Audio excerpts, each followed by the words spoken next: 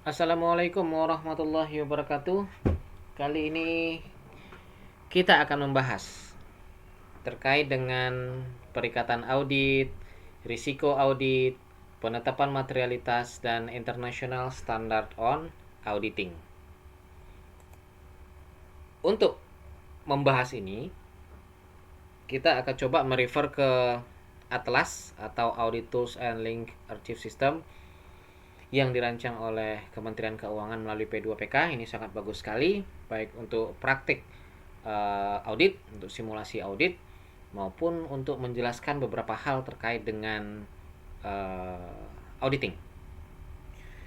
Nah, kita fokus ke sini, ke pre-engagement dulu, ke pre-engagement, ke praperikatan.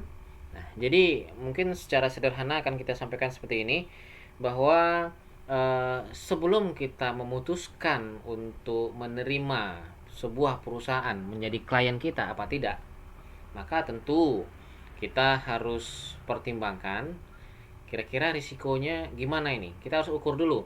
Ketika kita menerima calon klien ini, kira-kira risikonya tinggi apa tidak?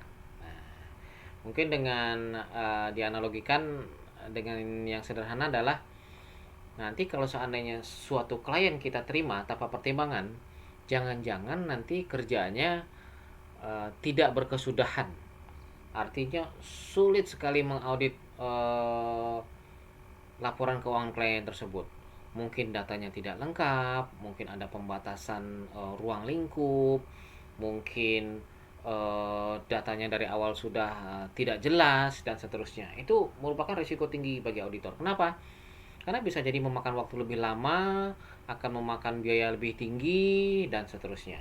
Jadi kesimpulannya adalah sebelum kita memutuskan, nah, kita ini menggambarkan auditor ya, atau kantor akuntan publik. Sebelum kita menerima perusahaan, sebuah perusahaan untuk menjadi klien kita, atau sebelum kita memutuskan apakah klien kita yang lama itu akan kita terima kembali untuk menjadi klien kita periode ini, nah, kita harus analisis risikonya. Ya, kita harus analisis. Kita harus pertimbangkan beberapa hal. Ya, jadi kita nggak asal terima aja, ada yang mengajukan, terima, ada yang mengajukan, terima, ada yang mengajukan sebagai klien, kita terima. Tidak seperti itu. Ya, kita harus analisis dulu beberapa risikonya. Ya, kita harus pertimbangkan dulu. Karena ini terkait dengan penyelesaian pekerjaan dan nama baik dari kantor akuntan publik. Ya. Dan terutama mutu dari audit atau kualitas audit, ya. Oke. Ada analisis penerimaan dan keberlanjutan hubungan dengan klien. Artinya keberlanjutan hubungan dengan klien ini adalah klien yang lama menjadi berlanjut hingga periode sekarang. Lalu ada alokasi jam jasa dan perencanaan lainnya. Jadi di sini adalah akan ditentukan siapa saja auditor yang akan dibawa dalam perikatan tersebut, ya. Kemudian pembagian atau pengalokasian jam kerjanya, nah itu si A berapa jam, si B berapa jam, si C berapa jam efektifnya, dan seterusnya. Lalu tentu saja dalam perikatan ada surat perikatan, dan dalam penugasan ada surat tugas. Lalu kemudian dalam penugasan tersebut tentu harus ada pernyataan independensi. Kenapa? Karena memang auditor yang melakukan audit harus pada posisi yang independen. Oke, lalu ada terkait dengan komunikasi tim perikatan dan ada perikatan tahun pertama. Oke, kita akan bahas beberapa hal yang relevan saja dengan topik yang akan kita yang sudah ada di silabus. Mari kita lihat. Nah, misalnya nama kantor akuntan publiknya adalah Kap Agus Ari dan Trianto, nama akuntan publiknya adalah Agus. Nah, ini yang mengajukannya adalah PT Kertas Makmur. Kemudian, nah, indeks KKP-nya A110. Nah, sudah belajar tentang indeks ya. Lalu kemudian ini adalah merupakan analisis penerimaan dan keberlanjutan hubungan dengan klien. Nah, ini adalah standar pengendalian mutu yang ada di SA 210. Standar pengendalian mutu nomor 1 yaitu di SA 210 tentang persetujuan atas ketentuan perikatan audit SA 220, SA 300 tentang perencanaan suatu audit atas laporan keuangan. Apa saja hal yang dipertimbangkan untuk mengukur risikonya? Yang pertama, jenis usaha klien. Apakah dia jasa, manufaktur, dagang, ya. Jenis usaha ini mempengaruhi apakah atau dapat mengindikasikan perusahaan tersebut atau entitas tersebut berisiko rendah atau tinggi. Lalu status kepemilikan klien bisa mengindikasikan apakah entitas tersebut rendah atau tinggi risikonya untuk diaudit. Lalu standar akuntansi keuangan yang digunakan oleh klien juga merupakan salah satu indikasi, salah satu tolak ukur apakah entitas tersebut berisiko tinggi atau rendah. Dan ada isu pelaporan keuangan terdahulu, ada integritas manajemen juga harus dipertimbangkan, kompetensi, ketersediaan waktu, dan independensi personil KAP yang akan diajak dalam pengauditan tersebut itu juga harus dipertimbangkan. Lalu komunikasi dengan auditor pendahulu. Nah, yang warna-warna kuning ini yang akan kita bahas ya. Apakah nanti akan hal-hal yang berwarna kuning ini berisiko tinggi atau berisiko rendah dalam hal perikatan audit.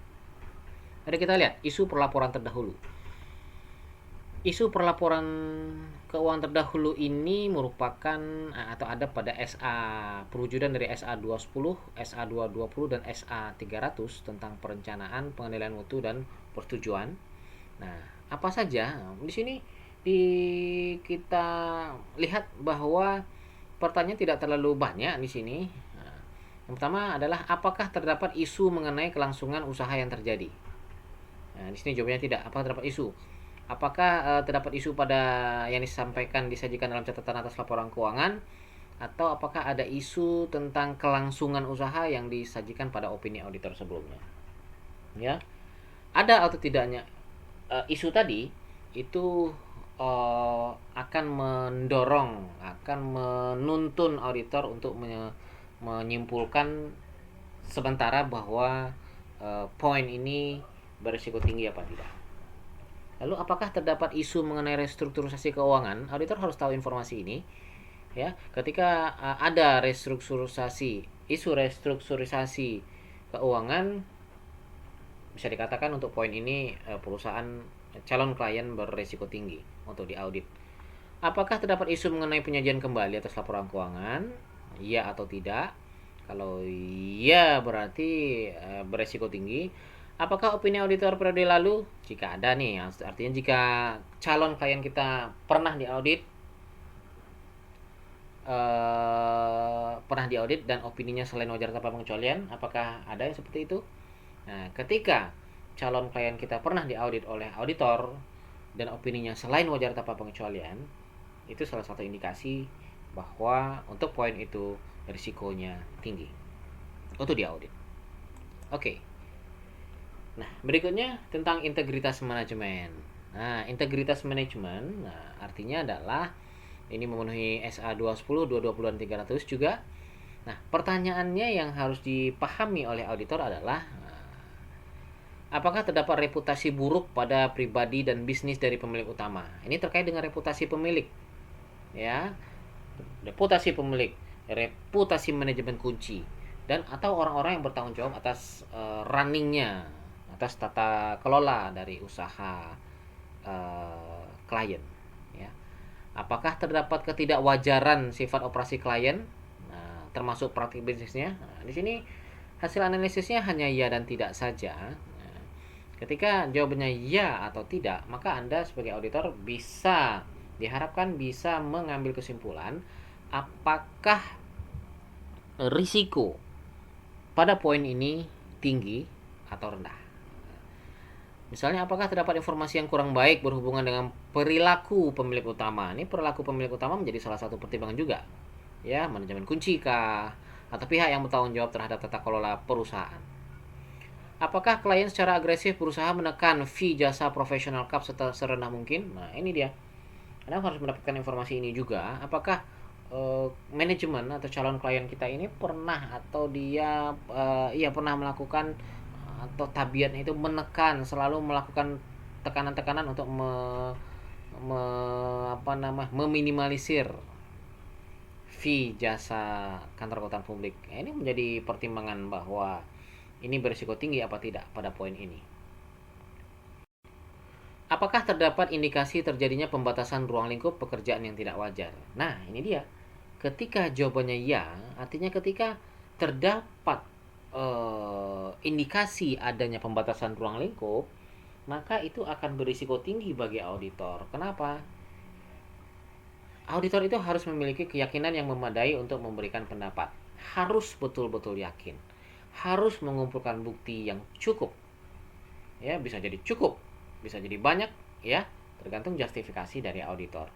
Nah, bagaimana caranya auditor mampu mengumpulkan bukti yang cukup jika ruang geraknya, jika ruang lingkupnya dibatasi? Nah, ketika ruang lingkup dibatasi, maka ada berkemungkinan bukti yang dikumpulkan tidak cukup untuk mengambil kesimpulan. Ketika bukti untuk mengambil kesimpulan tidak cukup, maka ya memang sulit untuk mengambil kesimpulan. Jika kesimpulan dipaksakan diambil dengan bukti yang tidak cukup, maka berisiko tinggi bahwa kesimpulan tersebut tidak sesuai dengan yang seharusnya. Ya, meleset, ya, kesimpulannya bisa meleset. Ya, itu bahasa sederhananya. Apakah terdapat indikasi bahwa klien mungkin terlibat dalam pencucian uang dan terorisme? Nah, kalau seandainya klien terlibat dalam indikasi pencucian uang, terorisme dan seterusnya, nah, itu berisiko tinggi lah dalam poin ini, ya. Kemudian, apakah terdapat identitas dan reputasi buruk atas bisnis si klien? Apakah terdapat dua auditor independen yang melakukan audit yang sama pada periode yang sama? Coba Anda bayangkan, dalam periode yang sama, itu klien itu diaudit oleh dua auditor yang sama. Nah, itu maksudnya apa coba? Kenapa harus dua? Nah, itu bisa menjadi pertimbangan risiko.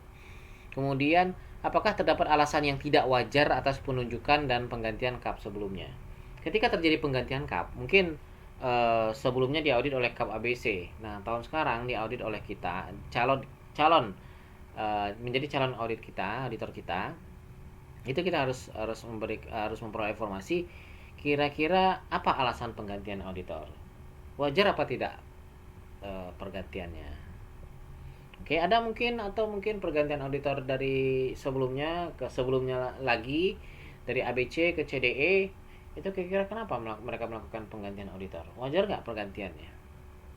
Oke, itu menjadi salah satu pertimbangan untuk menentukan apakah risiko menerima entitas ini sebagai klien kita tinggi atau rendah. Oke, nah, kemudian terkait dengan kompetensi, ketersediaan waktu, dan independensi personal KAP dalam penunjukan tim. Jadi tentu saja untuk melaksanakan audit ini tentu kita butuh tim. Nah, tim ini diajak. Nah, yang diajak tentu tim yang memadai, ya, tim yang kira-kira sesuai dengan penugasan yang akan diberikan.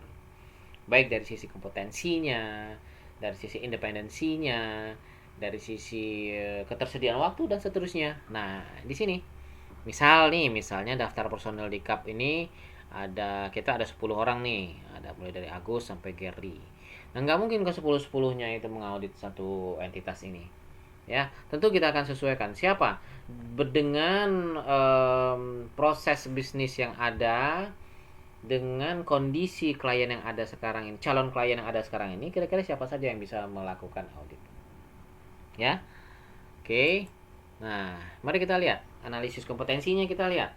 Nah, dari 10 orang ini ternyata kompetensi personal KAP-nya, anggaplah setelah dilakukan analisis yang memadai itu ada 9 orang, ya. Eko ini perlu diupdate. Ya, artinya untuk hal ini perlu diupdate kompetensinya. Pengalaman bidang audit ini rata-rata 4, 6, 8, dan 10. Kemudian pemahaman terkait entitas seluruhnya memadai. Pemahaman standar audit tentu seluruhnya memadai, ya, karena mereka merupakan auditor. Pemahaman peraturan yang relevan dengan klien semuanya memadai. Pemahaman tentang teknologi informasi yang relevan memadai. Dan Pemahaman standar akuntansi keuangan hanya satu yang tidak memadai, ya, Eko tadi, sehingga dia perlu diupdate. Pemahaman kebijakan dan prosedur dari kantor akuntan publik seluruhnya memadai. Itu pemahaman ya. Sekarang kita lihat dari ketersediaan waktunya, ya. Dari 1 sampai 10 ternyata yang memadai, yang waktunya tersedia, yang available itu ada hanya 8 saja, ya, termasuk si Eko tadi yang tidak memadai dari sisi kompetensi. Lalu ada yang cuti, ini yang cuti Septin ini dia terhalang, dia maksudnya ada batasan waktu karena dia mau cuti. Lalu tidak ada yang resign, tidak ada yang PHK, tidak ada yang masa kerjanya berakhir, dan tidak ada di perikatan lainnya, tidak ada. Nah, sementara Gary ada batasan waktu, tapi alasannya kan alasan lain yang tidak bisa yang tidak bisa diungkapkan. Oke. Itu yang di luar ini ya, yang lainnya yang di luar 4 ini. Ya, 1 2 3 4 5 di luar ini alasannya. Oke, ini terkait dengan batasan waktunya. Nah, kita lihat dari hasil analisisnya. Nah, pemahaman independensinya Joko tidak, sama Isyana juga tidak. Apakah punya hubungan dengan klien? Tidak ada semuanya. Apakah punya hubungan kerja sama bisnis? Ada. Joko ada hubungan kerja sama bisnis dengan klien. Apakah ada memberikan jasa lainnya yang terdapat benturan kepentingan atau konflik of interest? Tidak ada. Semua tidak ada. Dan tidak ada yang berhubungan dekat dengan pemilik juga tidak ada. Dan ada hubungan keluarga dengan manajemen kunci. Dengan pemilik tidak ada, tapi dari auditor ini ada yang memiliki hubungan keluarga dengan manajemen kunci. Yaitu si Isyana. Nah, kalau Isyana itu dia punya hubungan keluarga dengan manajemen kunci di calon klien, maka dia tidak usah dibawa sebagai anggota tim, karena tentu akan terjadi konflik of interest, akan diragukan independensinya, ya, independensi dalam sikap. Sehingga karena ada hubungan bisnisnya, si Joko juga ada hubungan bisnis, sehingga dia tidak memadai untuk jadikan tim, maka dia tidak memadai hasilnya analisis totalnya. Dan di sini ada tidak memadai juga Isyana. Yang memadai adalah yang jawabannya ya, ini tidak, dan pemahaman ini ya. Ya. Oke. Nah, ringkasan kompetensi, kesediaan waktu dan independensinya gimana jadinya? Akhirnya terpilihlah yang memadai ini ada si Agus, kemudian si Ari tidak terpilih. Kenapa ya? Karena dia sama partnernya satu aja. Kemudian manajernya si Trianto karena dia memadai seluruhnya. Kemudian si Adib ya staffnya. Kemudian Joko tidak dibawa karena independensi, dia tidak independen dalam kasus ini. Kemudian Yoga dibawa karena dia independen. Isyana dia tidak memadai dari independen, dia tidak independen terhadap calon klien ini. Septi dan Gary tidak dibawa karena ada batasan waktu. Jadi yang memadai ada 4 orang ya, AG, TR, AD, dan Yoga. Oke. Nah, selanjutnya apa? Selanjutnya adalah komunikasi dengan auditor pendahulu. Jadi sebelum kita melakukan audit terhadap klien kita yang baru, maka kita harus melakukan komunikasi dengan auditor. Ya. Nah, jika calon klien merupakan perikatan audit laporan keuangan tahun pertama, jika calon klien kita ini baru pertama kali kita audit, apakah sudah dilakukan komunikasi dengan auditor pendahulu? Ya, ada mungkin dia sudah diaudit oleh auditor sebelumnya yang entah siapa. Nah, apakah sudah ada komunikasi dengan auditor pendahulu tersebut? Lalu kemudian apakah sudah ada balasan komunikasi setelah kita komunikasikan dengan auditor pendahulu? Apakah ada balasannya? Nah, kemudian jika ada balasan, dalam balasan komunikasi tersebut apakah ada keberatan profesional atas pergantian auditor? Artinya apakah auditor pendahulu itu ada keberatan calon klien kita itu berpindah dari auditor terdahulu ke kita? Atau apakah terdapat permasalahan imbalan jasa yang belum diselesaikan oleh manajemen? Artinya apa? Apakah ternyata calon klien kita ini punya masalah keuangan dengan auditor? Honornya, fee-nya belum dibayar secara lengkap. Ya, nah itu kita pertimbangkan tuh. Kalau ada, ternyata kita harus hati-hati, jangan-jangan nanti kita juga digituin. Ya, fee-nya nggak full dibayar karena banyak kali masalah, sulit kali masalahnya, sehingga tersendat-sendat lah fee auditnya. Itu salah satu pertimbangan risikonya ya. Lalu kemudian ini adalah alokasi jam jasa. Misalnya sudah terpilih dari 4 orang auditor tadi, Agus, Trianto, Adib, dan Yoga, maka dibagilah berapa jam waktunya, alokasinya, terus berapa jam alokasi untuk risk response, dan berapa jam untuk reporting. Ya. Nah, di sini ada tertulis ini. Mulainya tanggal 1 November 2018 sampai dengan 14 Januari 2019, totalnya adalah 399 jam. Nah, 399 jam ini dibagi ya atas 4 orang ini. Ya. Oke. Lanjut nanti semester depan insya Allah kita akan isi atlas ini. Kita akan latihan dengan menggunakan atlas ini. Ya, langsung kita action. Oke, komunikasi dengan tim perikatan. Nah, harus dilakukan. Jadi kesepahaman itu perlu dimunculkan dalam tim perikatan. Apakah tim perikatan ini memahami ruang lingkup pekerjaan yang akan dilaksanakan? Apakah tim perikatan memahami periode pelaksanaan audit? Apakah tim perikatan memiliki keahlian dan keterampilan yang memadai? Apakah tim perikatan memahami hal-hal khusus untuk industri klien, ya, pemahaman atas perikatan, ya, atau penugasan untuk ngaudit. Lalu konsultasi selama peringatan, apakah ada permasalahan yang diajukan, data tersedia, data tersedia apa tidak, sarannya atau tidak, tanda tangan tim dapat tidak, ya, itu di analisis juga. Nah, yang terakhir di perikatan tahun pertama, nah ini untuk memenuhi SA 510 atau tentang perikatan audit.